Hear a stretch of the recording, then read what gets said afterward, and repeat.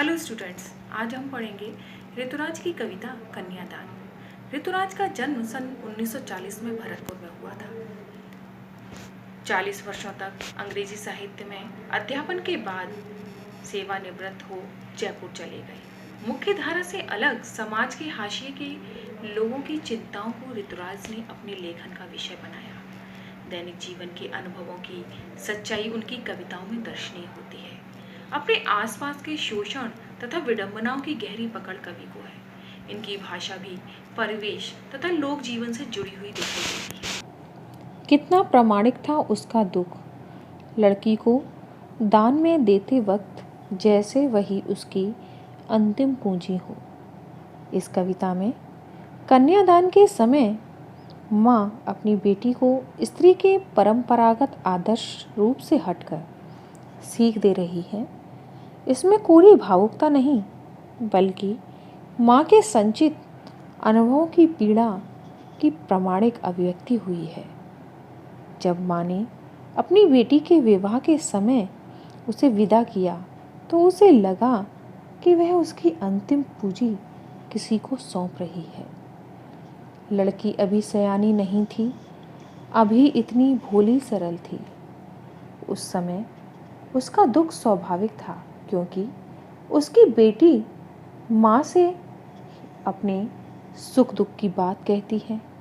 माँ दुखी इसलिए थी क्योंकि उसकी पुत्री अभी बहुत सयानी नहीं हुई थी। उसे संसार की चालाकी को समझने की समझ नहीं थी।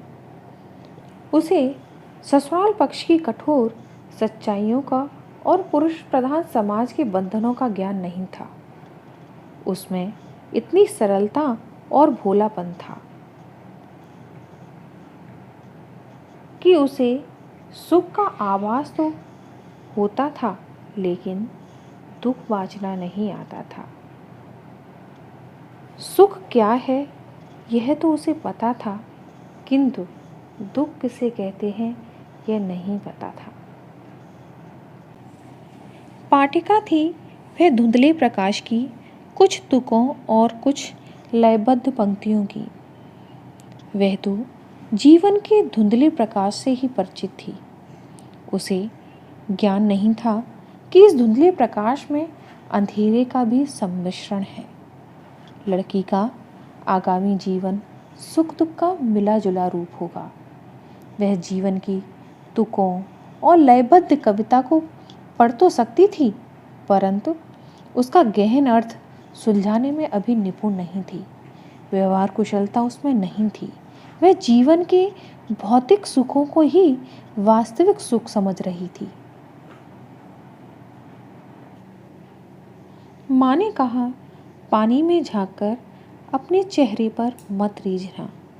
माँ ने अपनी बेटी को स्त्री के परंपरागत आदर्श रूप से हटकर सीख देते हुए कहा कि बेटी, जब तुम पानी में देखो तो अपने सौंदर्य पर प्रसन्न मत होना। आग रोटियां सेकने के लिए है, जलने के लिए नहीं। साथ ही आग से भी सावधान रहना। जिस आग से रोटियां सेकी जाती हैं, वही आग जलने का कार्य भी करती है। अतः अपने जीवन के प्रति सदा सचेत रहना। वस्त्र और आभूषण शाब्दिक भ्रमों की तरह बंधन है स्त्री जीवन के। इतना ही नहीं, माँ अपनी बेटी को आभूषणों के प्रति स्त्री मोह की कमजोरी की सच्चाई का ज्ञान कराते हुए यह भी बताती है कि तुम वस्त्रों और आभूषणों के मोह में मत पड़ना। ये तो दूसरों के द्वारा किए गए प्रशंसात्मक शब्दों की तरह हैं, जो स्नेह का आभास दिलाकर तुम्हें बंधन में जकड़ लेंगे। माँ ने कहा, लड़की होना पर लड़की जैसी दिखाई मत देना।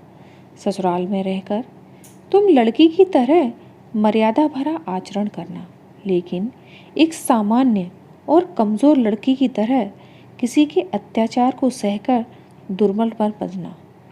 तुम हमेशा अपने प्रति होने वाले अत्याचार एवं शोषण का साहसपूर्वक विद्रोह करना, ताकि लड़की को भी कमज़ोर न समझा जा सके।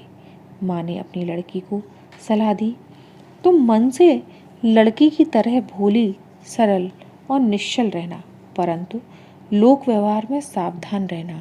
अपनी सरलता प्रकट नहीं होने देना, वरना यह समाज तुम्हारा शोषण करेगा। आइए जानते हैं कन्यादान की शिक्षागत विशेषताएं।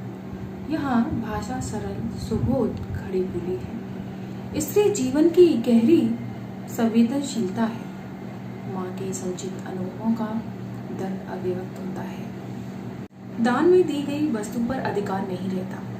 जलने के लिए नहीं, मैं दहेज के लिए जलाने की पीड़ा छिपी है। यह कविता आधुनिक युग की कविता है।